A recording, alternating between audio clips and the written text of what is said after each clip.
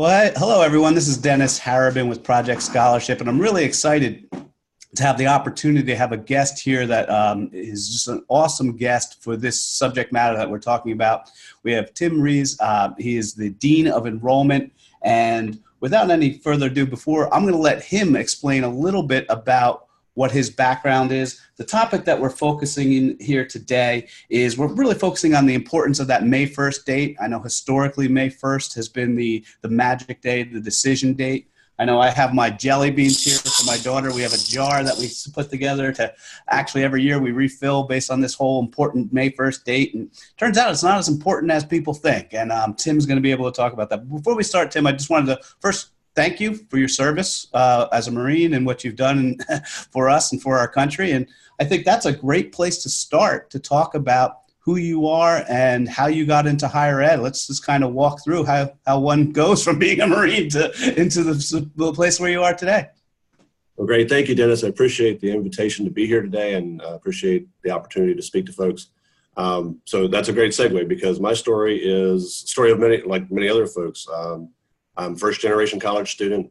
No one in my parents or in-laws had any college background. In fact, only one of them even graduated high school. The rest got a GED. So higher ed was a super big mystery to us in our family. No idea of how to get there, how to do anything, how to do scholarships, or had no idea what May 1st even was. So as you alluded to, joined the Marines. That was kind of a family tradition, did that for a while, got out, started working, got into a business setting where I had a boss who talked to me and said, "Let me talk to you for a moment." She says, "I think you need to do something different than what you're doing." And I didn't understand what she meant at first. I was afraid that meant I was going to get fired. It didn't turn out to be that was the case, but she simply said, "Look, when I was younger, I wanted to go back to school. Had kids, didn't do it. Got older, life happened, still didn't go back. Now I'm 60. Don't be like me."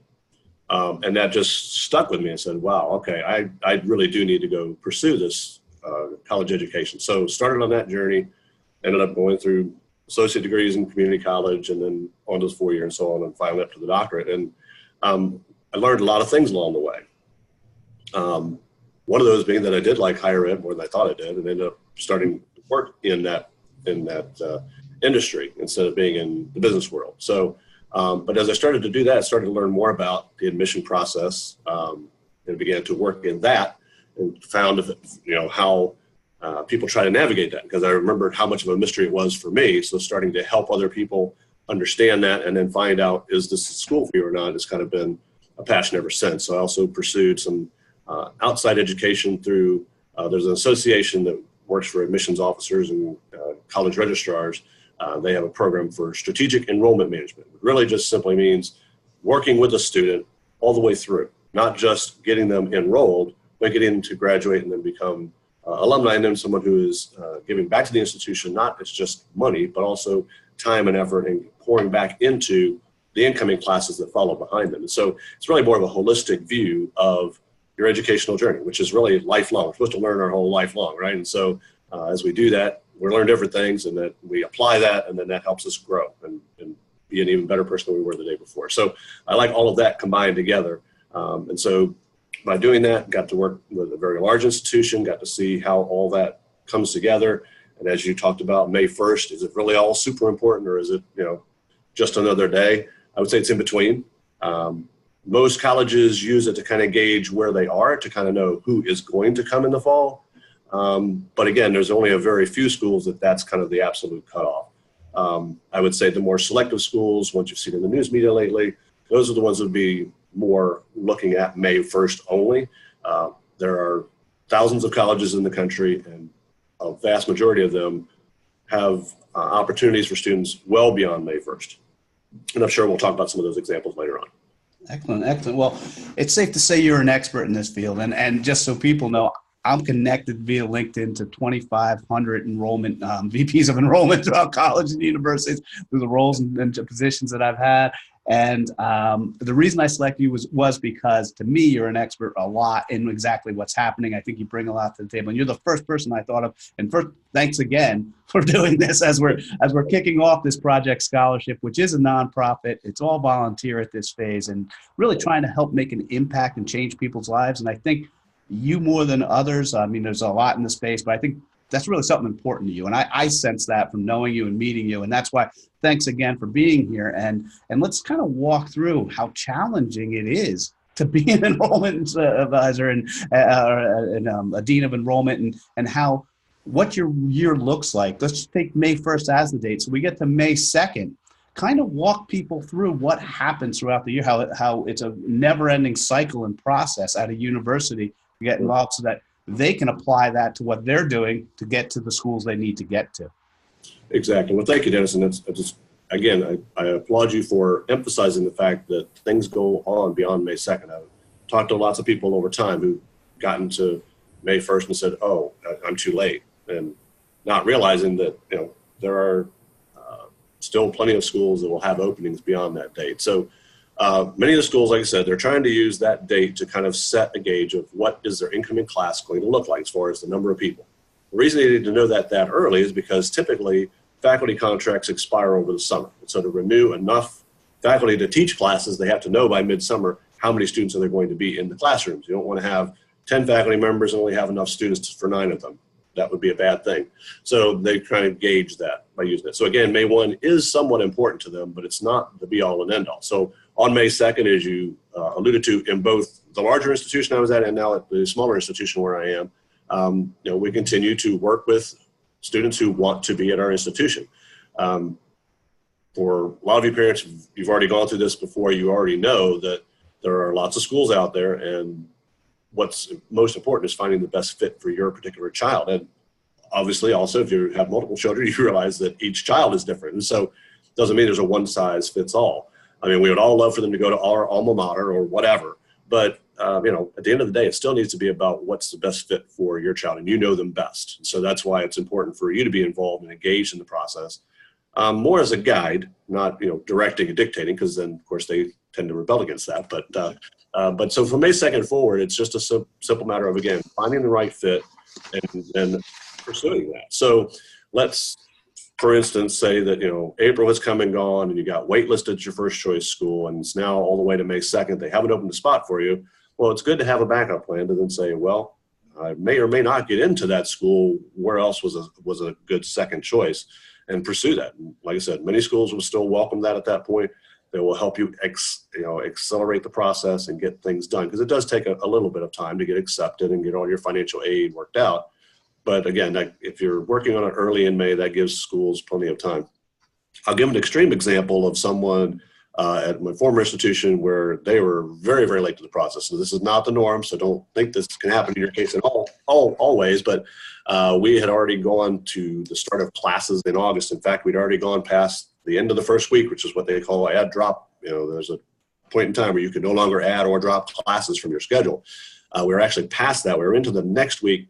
We got a phone call from a young lady who had been kind of on our radar earlier on, but she had decided to select a different school.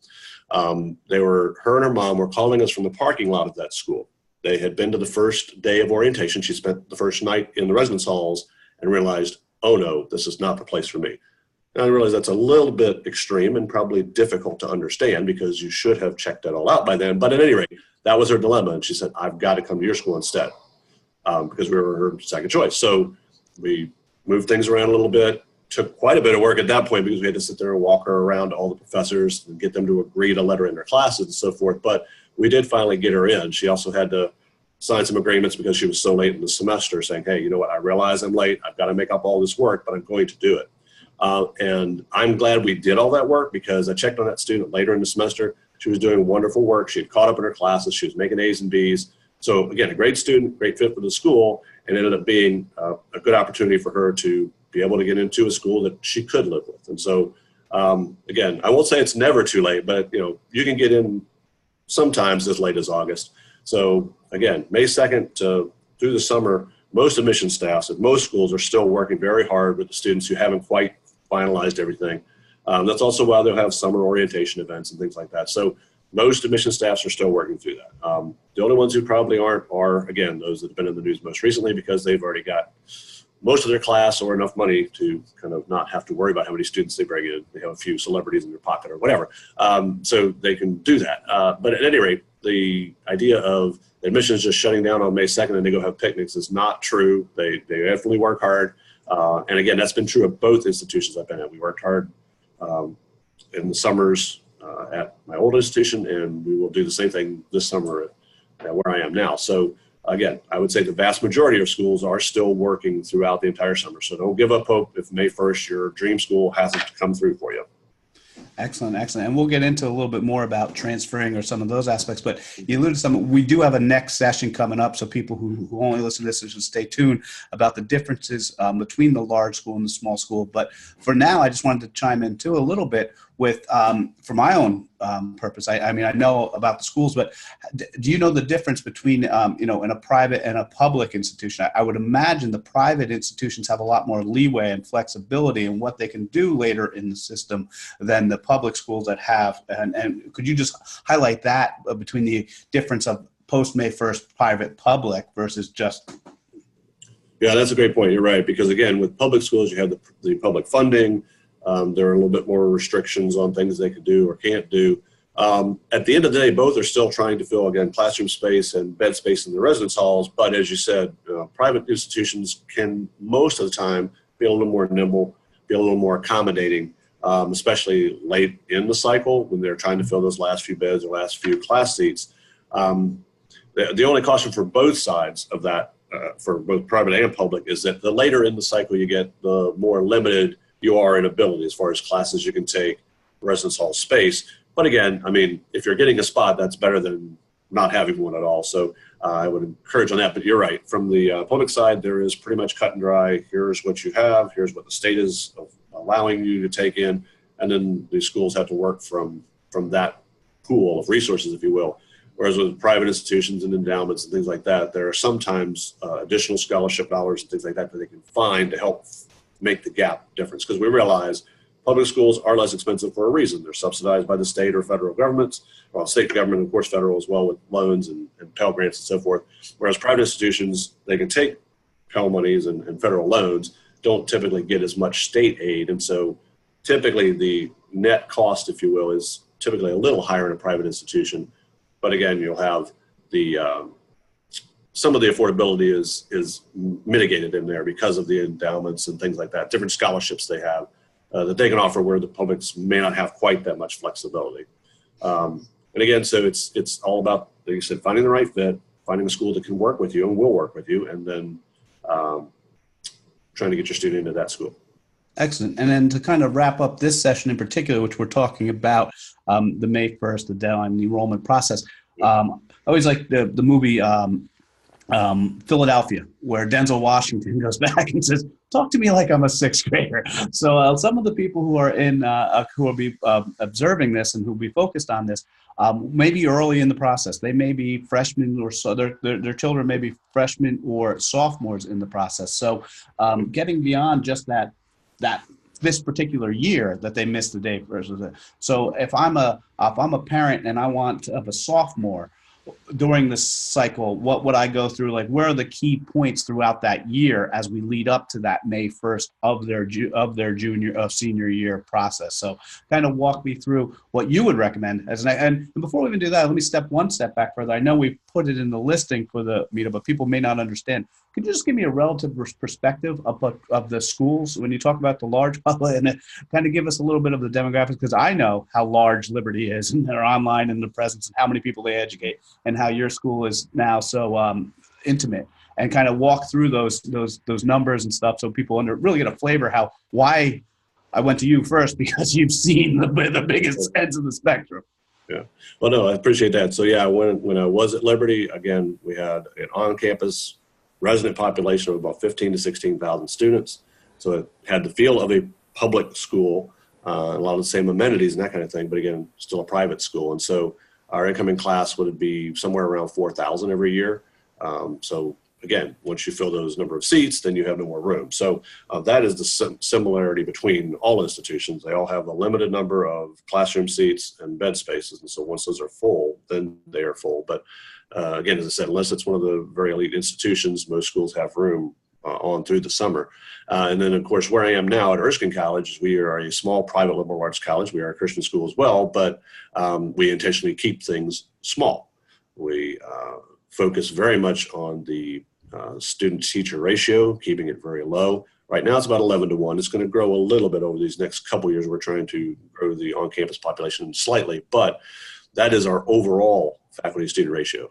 One of the things I would ask folks to do in their due diligence as they're looking at different schools is ask the tougher questions behind the statistics. So some schools will advertise a low faculty to teacher ratio, but when you ask the question to investigate further, they'll explain, oh, well, that's in your major. Your faculty to student ratio will be 20 to 1 or 18 to 1.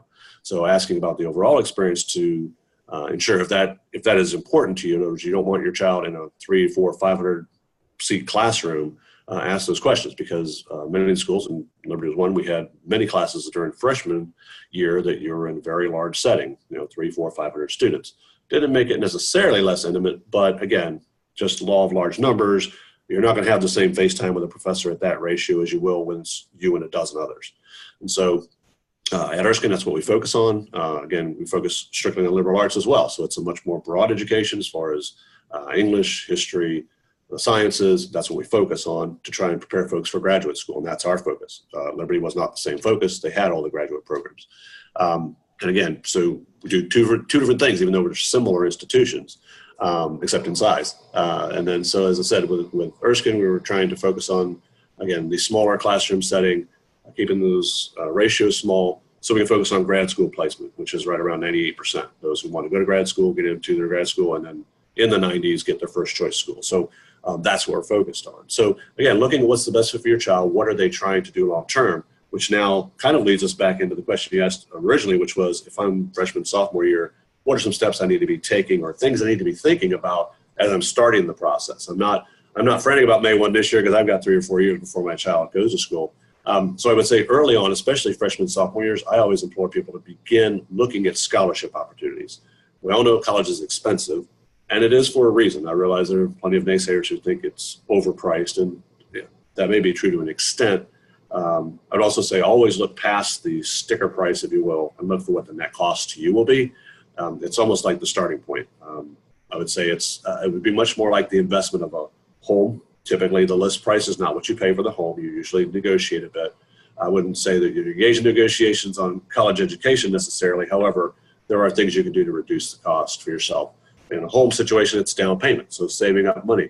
It would be the same thing for college. If you've saved for that, that could be a way to help reduce your costs significantly. And then, of course, there's lots of federal and state aid for assistance in that. But the scholarship piece, I would look at both institutional scholarships, in other words, money that the school is willing to give you, either for academic performance, or if your child is extremely gifted athletically, there's some scholarships that way. And so finding that balance that works best for your child.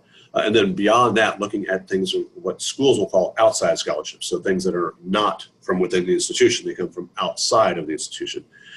So things like Coca-Cola scholarship, large corporations that have scholarship monies available. And even in your local area would be kind of some ways I would suggest, because you can find small scholarships that, at the end of the day, $500 is not a lot of money, but it's better to have somebody else's $500 to pay for college than to use it right out of your pocket. So again, smaller institutions in your local town, affinity type thing. So for example, I had a banking institution, a local credit union where I lived at the time, that had a small scholarship they offered to a single senior from every high school in the area.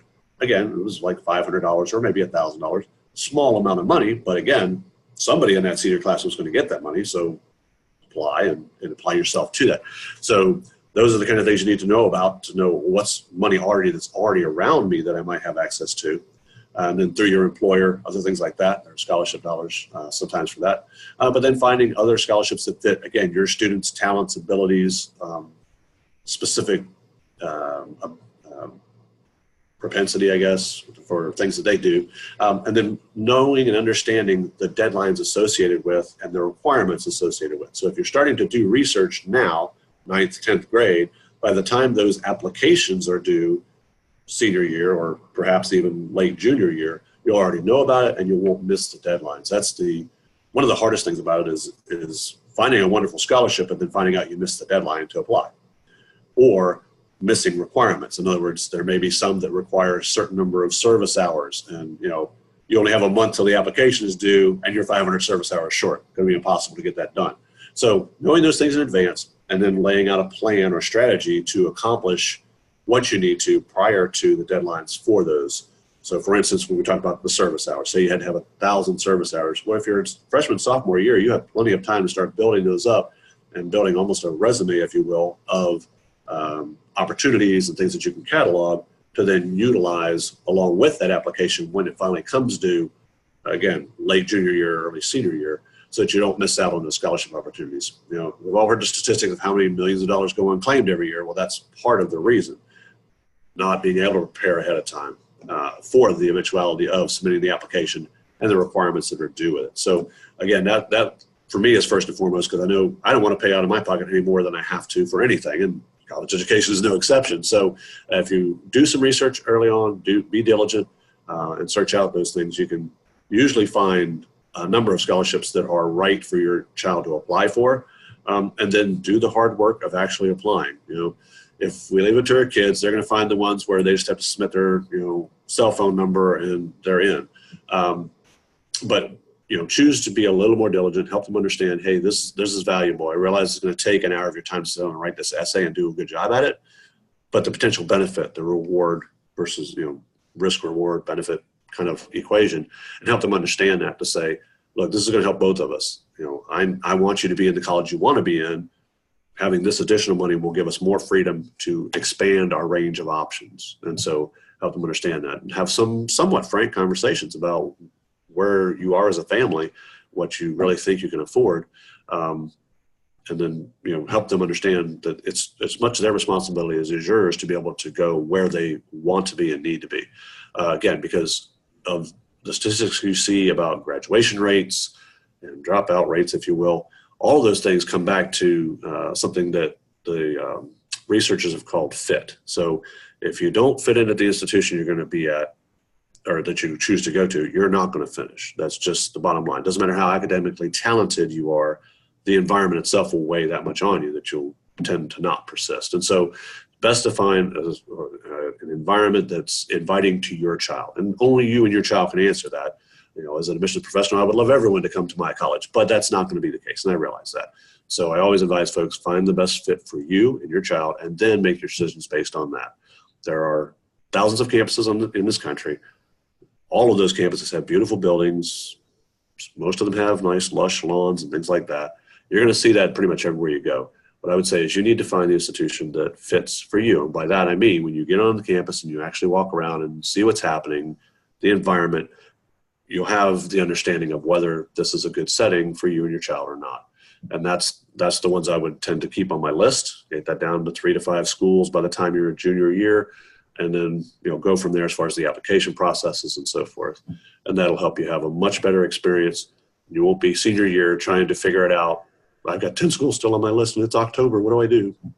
You'll have it much more well-defined, and it should be a better transition for you from senior year to college. Because again, we know senior year is hectic enough as it is. There's prom and all these other things going on, and you just, time will slip away from you if you aren't already ahead of it by doing the research ahead of time. Excellent, excellent. And that's something that Project Scholarship is really trying to help address and change. Not only do we want to let people know about those scholarships that are available up front and while they're still in school, right, but we really want to create these micro scholarships along the way, because paying for it, it's a perfect segue. And this is where we're going to wrap up this first session, and perfect segue. And that's it, because Project Scholarship, our focus is really to help them to do those micro scholarships that you mentioned.